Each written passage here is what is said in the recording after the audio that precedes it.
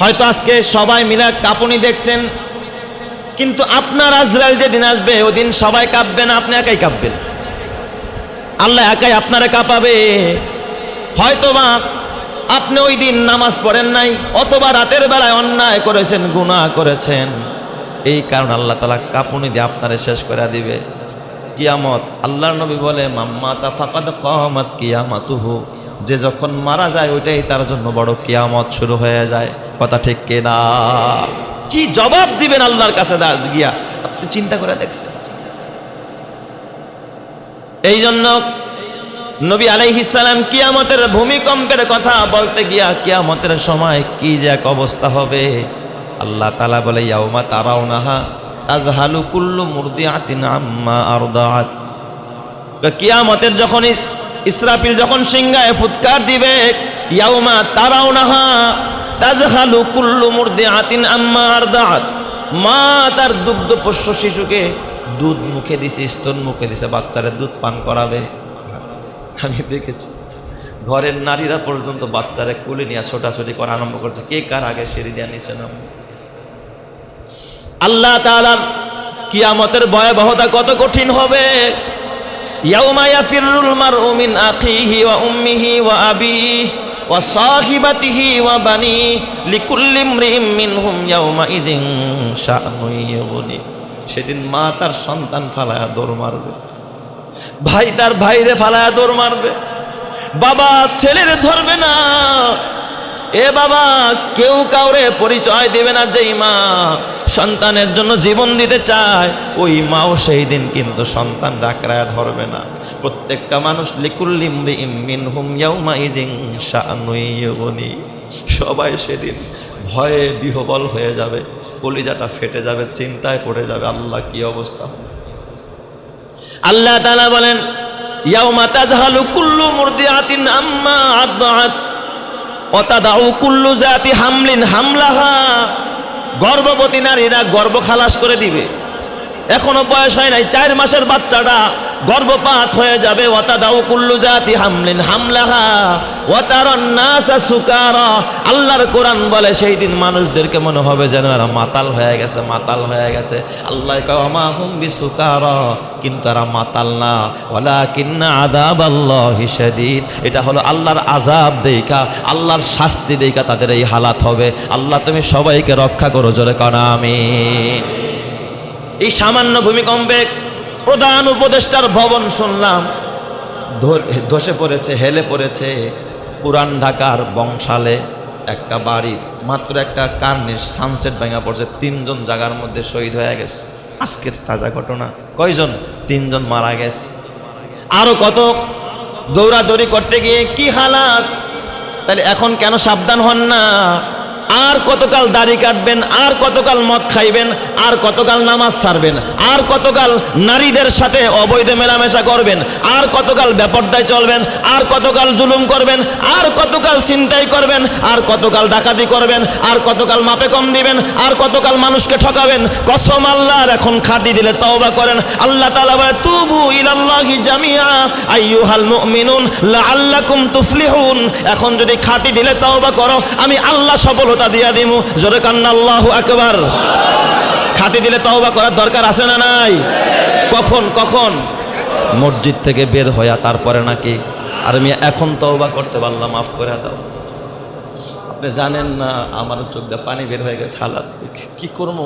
সামান্য সময়ের ভিতরে দোয়া তো করতেছিলাম, কিন্তু হালাতটা বুঝতেছিলাম না যখন আমাদের করণীয় কি।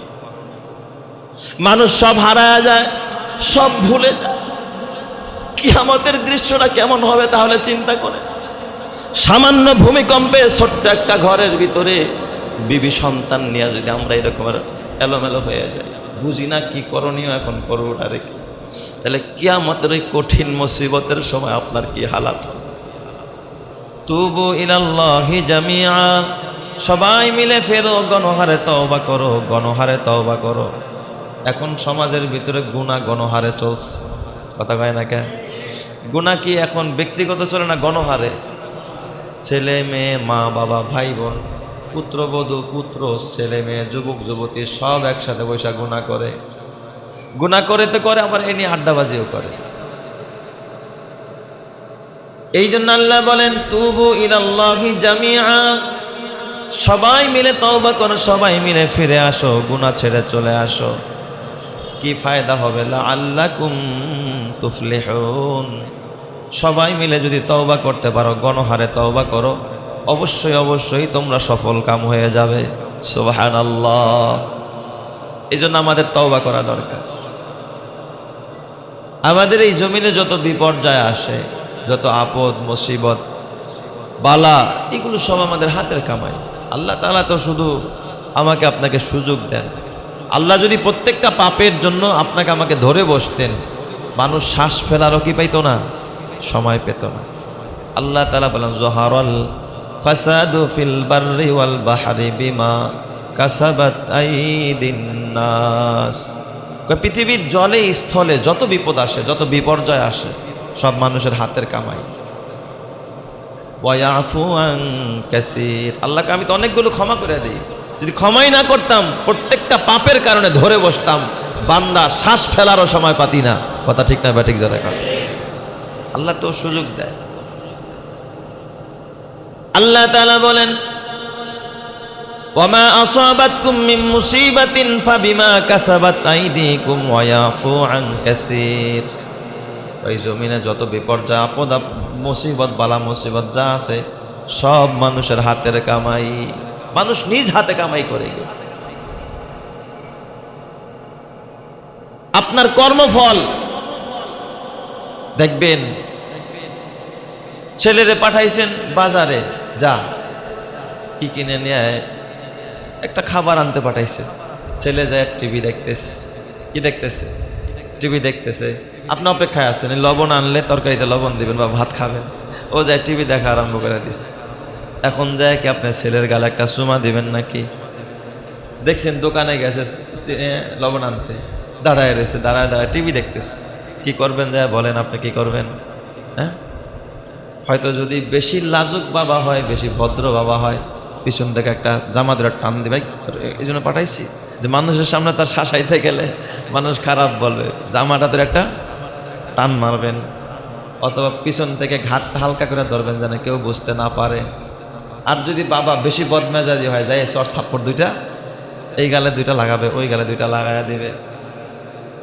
আমার আল্লাহ তো হাকিম, আমার আল্লাহ দয়ালু, আমার আল্লাহ মেহেরবান, আমার আল্লাহ অতটা ঝটপট করেন। আল্লাহ তারা মাঝে মাঝে পিছন থেকে একটু টান মারে, টান দেয়, এই বান্দা কি করতেছস? আল্লাহ একটু টান দেয়, একটু ঝাঁকুনি দেয়, আল্লাহ একটু কাঁপুনি দেয়। বলেন তো ক্ষমতা কার? আরো জোরে কোন ক্ষমতা কার? হালকা একটু নাড়াচাড়া দেয়, সামান্য নাড়াচাড়ার কারণে যদি এতটা চিৎকার চেঁচামেচি, এতটা কান্নার আওয়াজ বের হয়ে আসতে পারে। নিজ কানে শুনেছি, আজকের চিৎকারগুলো আমি নিজ কানে শুনেছি। ভীত বিহবল হয়ে গেছি ঘরের ভিতরে। আজকের যে ভূমিকম্প, কোন ভয় পাই নাই এমন কেউ আসেননি এখানে? হ্যাঁ, খাবার খাবো, প্লেটের মধ্যে খাবার খাচ্ছিলাম, এই মুহূর্তে উঠছি একটা জরুরত। দেখি উঠে আসতে পারি না, বসতে পারি না, পড়ে যাচ্ছি, ভবন কাঁপাচ্ছি। চিন্তা নাই মুমিন, যে আল্লাহ একই মুহূর্তে এট এ টাইমে গোটা দেশ কাঁপাইতে পারে, ওই আল্লাহ তোমাকে আমাকে একই টাইমে কিয়ামত যখন হবে মুহূর্তের মধ্যে নিমিষে শেষ করার মতো ক্ষমতা আমার রবের আছে না নাই? আছে না? বিশ্বাস হয় না? কাঁপায়া দেখান পারলে একটা বিল্ডিং, নিজে পারেননি কাঁপাইতে। এটা আমার রবের ক্ষমতা। আমি আফসোস করি, যদি মনে করেন এই যে 5.5 মাত্রার ভূমিকম্প হয়েছে, যদি 8.2 বেড়ে যেত, যদি 7 হয়ে যেত, তাহলে অনেকের লাশ আজকে বিল্ডিংয়ের নিচে পড়ে থাকত। আপনি মনে করেন যদি আপনি মরে যাইতেন, বিল্ডিংটা ধসে পড়তো, আপনি চিন্তা করেন আপনার মরণটা কেমনে হইতো, অথচ আপনি ফজরের নামাজ পড়েন নাই। আজকে ফজরের নামাজ পড়েন নাই, আজকে যদি 10:30, 10:40, 45 আপনার মরণ হয়ে যেত, আপনি ফজর না পড়া কেমনে রবের সামনে গিয়া দাঁড়াইতেন? হয়তো আপনি রাতের বেলায় জিনা করছেন, হয়তো আপনি রাতের বেলায় মদ খাইছেন, আপনার শেষ পরিণতি হয়তো মদ খাওয়া অবস্থায় মরণ। আপনার শেষ মরণটা হয়ে যাইত জেনা করা অবস্থায়, কি জবাব দিতেন রবের সামনে দাঁড়ায়া? অথবা এই টাইমে কেউ বা টিভি দেখতেছিল, টিভি, আপনার মরণটা হয়তো টিভি দেখা অবস্থায়, চিন্তা করছেননি? এই জন্য আমার আল্লাহ তাআলা বলেন, ইয়া আইয়ুহাল্লাযীনা আমানুত্তাকুল্লাহ ওয়াল তানজুর নাফসুম মা কদ্দামাত লিগাদিন ওয়াত্তাকুল্লাহ। এই ঈমানদার, আল্লাহকে ভয় করো। আগামী দিন যদি মৃত্যু হয়, মৃত্যুর জন্য কি প্রস্তুতি নিয়েছো এটা ভেবে দেখো। এখন যদি মরণ এসে যায়, কি নিয়ে তুমি রবের সামনে দাঁড়াইবা? এই ফিকির আর এই চিন্তা আমাদের মধ্যে, এটা যদি থাকতো মানুষ অন্যায় করতে পারতো না, প্রতিটা মুহূর্তের জন্য, মৃত্যুর জন্য প্রস্তুত থাকতো। মালাকুল মাউত আজরাইল আসতো, খোদার জান্নাতে চলে যাইতো। ঠিক না ব্যাটিক জলে? কারণ মরার জন্য কোনো প্রস্তুতি আমাদের নাই, হঠাৎ এমনি একদিন শেষ হয়ে যাবে। হয়তো আজকে সবাই মিলে কাঁপুনি দেখছেন, কিন্তু আপনার আজরাইল যেদিন আসবে ওই দিন সবাই কাঁপবে না, আপনি একাই কাঁপবেন। আল্লাহ একাই আপনারে কাঁপাবে। হয়তোবা আপনি ওই দিন নামাজ পড়েন নাই, অথবা রাতের বেলায় অন্যায় করেছেন, গুনাহ করেছেন, এই কারণে আল্লাহ তাআলা কাঁপুনি দিয়ে আপনারে শেষ করে দিবে। কিয়ামত, আল্লাহর নবী বলে, মাম্মাতা ফাকাদ কামাত কিয়ামাতুহু, যে যখন মারা যায় ওইটাই তার জন্য বড় কিয়ামত শুরু হয়ে যায়। কথা ঠিক কিনা? কি জবাব দিবেন আল্লাহর কাছে গিয়া, আপনি চিন্তা করে দেখছেন? এই জন্য নবী আলাইহিস সালাম কিয়ামতের ভূমিকম্পের কথা বলতে গিয়া, কিয়ামতের সময় কি যে এক অবস্থা হবে, আল্লাহ তাআলা বলে, ইয়াউমা তারাউনাহা তাজহালু কুল্লু মুরদিআতিন আম্মা আরদাআত। কিয়ামতের যখন ইসরাফিল যখন সিংহায় ফুৎকার দিবে, ইয়াউমা তারাউনাহা তাজহালু কুল্লু মুরদিআতিন আম্মা আরদাআত, মা তার দুগ্ধপোষ্য শিশুকে দুধ মুখে দিছে, স্তন মুখে দিছে, বাচ্চারে দুধ পান করাবে। আমি দেখেছি ঘরের নারীরা পর্যন্ত বাচ্চারে কোলে নিয়ে ছোটাছুটি করা আরম্ভ করছে, কে কার আগে সিঁড়ি দিয়ে নিছে না। আল্লাহ তাআলার কিয়ামতের ভয়াবহতা কত কঠিন হবে। ইয়াউমা ইয়াফিরুল মারউ মিন আখিহি ওয়া উম্মিহি ওয়া আবিহি ওয়া সাহিবাতিহি ওয়া বানি লিকুল্লি ইমরিইম মিনহুম ইয়াউমা ইযিন শাআনুন ইউগনি। সেদিন মা তার সন্তান ফালায়া দৌড় মারবে, ভাই তার ভাইরে ফালায়া দৌড় মারবে, বাবা ছেলের ধরবে না। এ বাবা, কেউ কাউরে পরিচয় দেবে না। যেই মা সন্তানের জন্য জীবন দিতে চায়, ওই মাও সেই দিন কিন্তু সন্তান ডাকরায় ধরবে না। প্রত্যেকটা মানুষ লিকুল্লি ইমরিইম মিনহুম ইয়াউমা ইযিন শাআনুন ইউগনি, সবাই সেদিন ভয়ে বিহ্বল হয়ে যাবে, কলিজাটা ফেটে যাবে, চিন্তায় পড়ে যাবে, আল্লাহ কি অবস্থা। আল্লাহ তাআলা বলেন, ইয়াউমা তাজহালু কুল্লু মুরদিআতিন আম্মা আরদাআত ওয়া তাদাউ কুল্লু যাতি হামলিন হামলাহা। গর্ভবতী নারীরা গর্ভ খালাস করে দিবে, এখনো বয়স হয় নাই, 4 মাসের বাচ্চাটা গর্ভপাত হয়ে যাবে। ওয়া তাদাউ কুল্লু যাতি হামলিন হামলাহা ওয়া তারান নাসা সুকারা। আল্লাহর কোরআন বলে সেই দিন মানুষদেরকে মনে হবে যেন এরা মাতাল হয়ে গেছে, মাতাল হয়ে গেছে। আল্লাহ কয়, ওমা হুম বিসুকারা, কিন্তু এরা মাতাল না, ওয়ালাকিন্না আযাবাল্লাহি শাদীদ। এটা হলো আল্লাহর আযাব দেইখা, আল্লাহর শাস্তি দেইখা তাদের এই হালাত হবে। আল্লাহ তুমি সবাইকে রক্ষা করো, জোরে কনা আমিন। এই সামান্য ভূমিকম্পে প্রধান উপদেষ্টার ভবন শুনলাম ধসে পড়েছে, হেলে পড়েছে। পুরান ঢাকার বংশালে একটা বাড়ির মাত্র একটা কার্নিশ সানসেট ভেঙে পড়ছে, 3 জন জায়গার মধ্যে শহীদ হয়ে গেছে। আজকের তাজা ঘটনা। কয়জন? 3 জন মারা গেছে। আরো কত দৌড়াদৌড়ি করতে গিয়ে কি হালাত। তাহলে এখন কেন সাবধান হন না? আর কতকাল দাড়ি কাটবেন, আর কতকাল মদ খাইবেন, আর কতকাল নামাজ ছাড়বেন, আর কতকাল নারীদের সাথে অবৈধ মেলামেশা করবেন, আর কতকাল বেপরদায় চলবেন, আর কতকাল জুলুম করবেন, আর কতকাল ছিনতাই করবেন, আর কতকাল ডাকাতি করবেন, আর কতকাল মাপে কম দিবেন, আর কতকাল মানুষকে ঠকাবেন। কসম আল্লাহর, এখন খাঁটি দিলে তওবা করেন। আল্লাহ তাআলা বলে, তুবু ইলাল্লাহি জামিআ আইয়ুহাল মুমিনুন লাআল্লাকুম তুফলিহুন। এখন যদি খাঁটি দিলে তওবা করো, আমি আল্লাহ সফলতা দিয়া দিমু। জোরে কান্না আল্লাহু আকবার। খাঁটি দিলে তওবা করার দরকার আছে না নাই? কখন কখন? মসজিদ থেকে বের হইয়া তারপরে নাকি? আর আমি এখন তওবা করতে পারলাম, মাফ করে দাও। আপনি জানেন না, আমার চোখ দিয়ে পানি বের হয়ে গেছে, হালাত কি করবো। সামান্য সময়ের ভিতরে দোয়া তো পড়তেছিলাম, কিন্তু হালাতটা বুঝতেছিলাম না যখন আমাদের করণীয় কি। মানুষ সব হারায় যায়, সব ভুলে যায়। কিয়ামতের দৃশ্যটা কেমন হবে তাহলে চিন্তা করে। সামান্য ভূমিকম্পে ছোট্ট একটা ঘরের ভিতরে বিবি সন্তান নিয়ে যদি আমরা এরকম এলোমেলো হয়ে যাই, বুঝি না কি করণীয় এখন করবো ওটা রেখে, তাহলে কিয়ামতের ওই কঠিন মুসিবতের সময় আপনার কি হালাত হবে?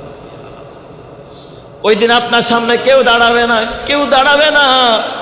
এই গুনার বোঝা মাথায় নিয়ে কেমনে সেদিন আপনি গুনার বোঝাটা মাথায় নিয়ে কিয়ামতের ময়দানে দাঁড়াবেন? এই জন্য এখনো সময় আছে, ভালো হয়ে যান। এখনো সময় আছে, তওবা করেন।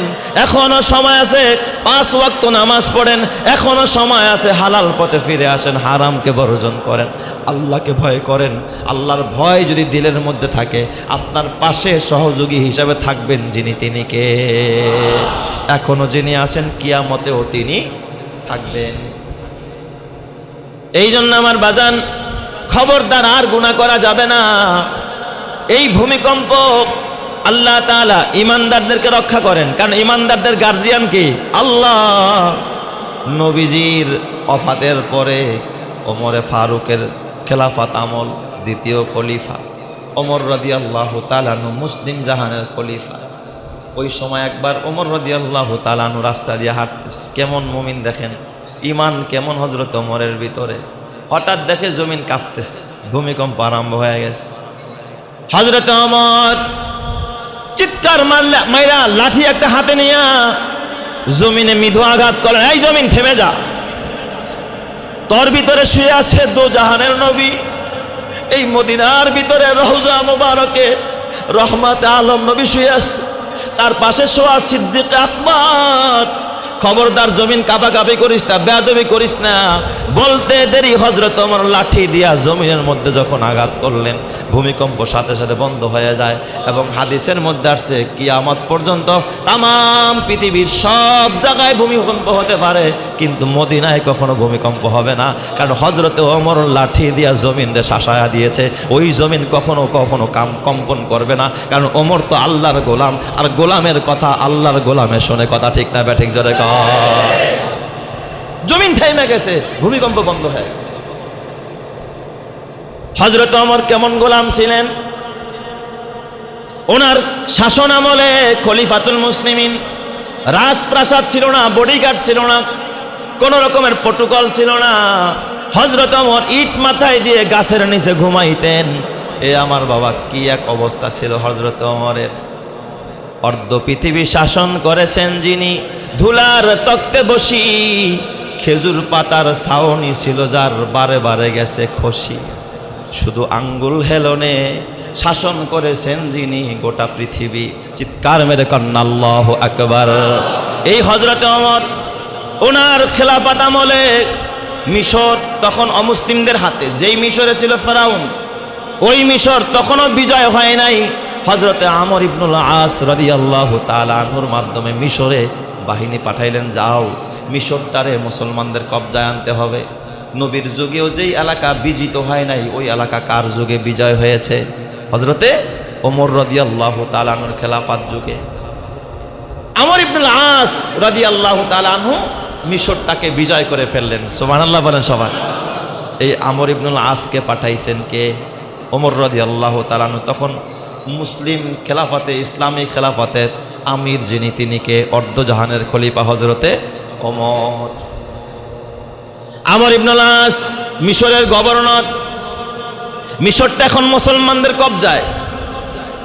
এই মিশরের মধ্যে একটা দরিয়া, নীল নদী।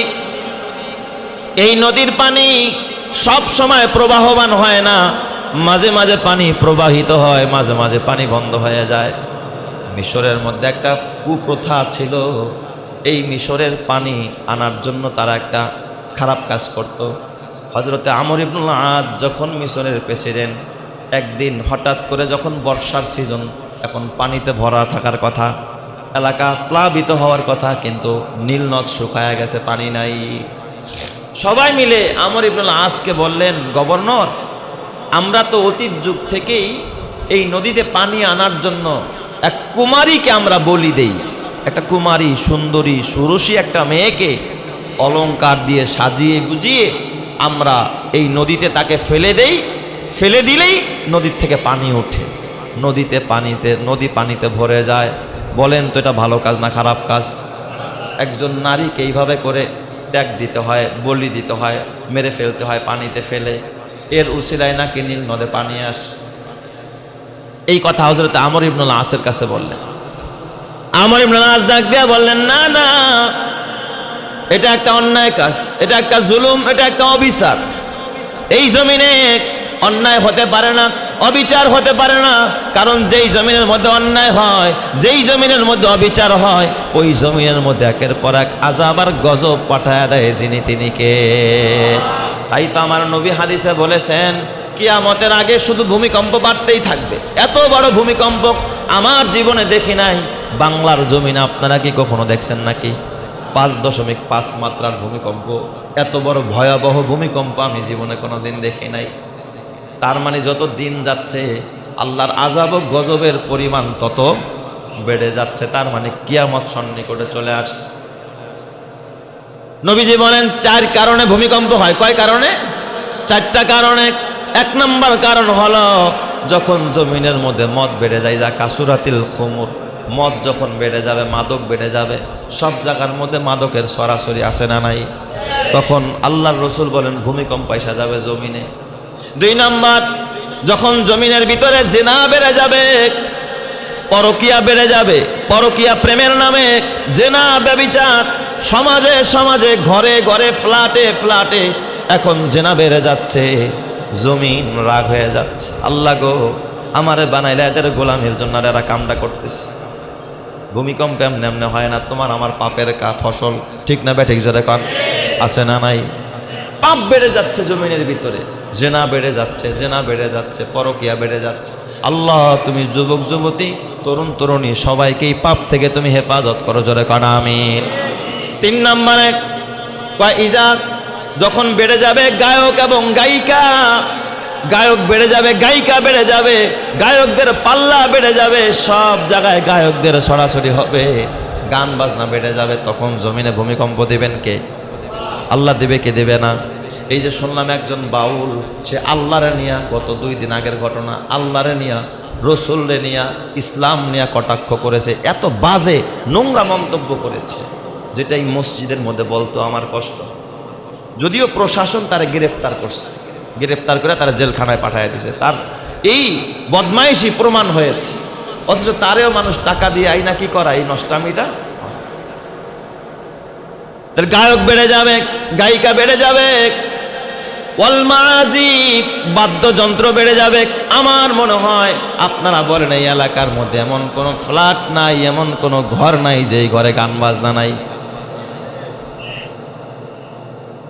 সব ঘরে টিভি আছে, টিভিটা যে গুনাহ এটাও বুঝেও না, এটা যে অন্যায়, এটার মধ্যে যে গান হয় এটাও যে একটা অন্যায়, এটাও যে একটা পাপ। 24 ঘন্টা আপনার ঘরে পাপ চলে, অন্যায় চলে, আপনি নিজেও পাপ করেন, সন্তানগুলোরে পাপ করান, তার মানে সবাই মিল্লা পাপের মধ্যে ডুইবা রয়েছেন। তাহলে আযাব আল্লাহ দিবে না কেন? কেন আল্লাহ তাআলা গজব দিবে না?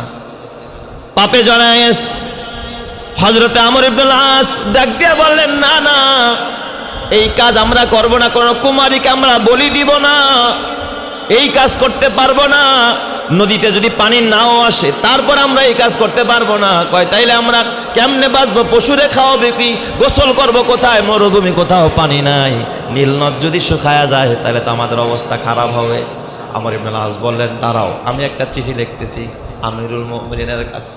আমর ইবনুল আস চিঠি লিখলেন, আমিরুল মুমিনিন, খলিফাতুল মুসলিমিন, এই হালাত, আমি তো এটা বন্ধ করে দিয়েছি, এখন কি করার? আপনি একটু আমার বুদ্ধি দেন, আমি কি করতে পারি? নীল দরিয়ার মধ্যে তো পানি নাই। হযরত ওমর কেমন ইমানদার, কেমন আল্লাহর গোলাম, এমনি এমনি অর্ধজাহানের খলিফা হয় নাই। হযরত ওমর 2টা চিঠি লিখলেন। একটা চিঠি লিখলেন আমর ইবনুল আস বরাবর, যিনি ওই মিশরের গভর্নর, তাকে বাহবা দিলেন, শুকরিয়া জানালেন, তুমি ভালো কাজ করেছো, একটা খারাপ কাজ বন্ধ করেছো, তুমি ভালো উদ্যোগ নিয়েছো, ভালো কাজ করেছো। আরেকটা চিঠি লিখলেন মিন আমিরিল মুমিনিন ইলা বহরি নীল। এই চিঠির শিরোনাম হলো আমিরুল মুমিনিনের পক্ষ থেকে নীল দরিয়ার কাছে একটা চিঠি লিখলেন। কার কাছে চিঠি লেখছে? দরিয়ার কাছে। দরিয়া কি পড়তে জানে নাকি? নদীর কাছে চিঠি লেখছে, নদীর কাছে।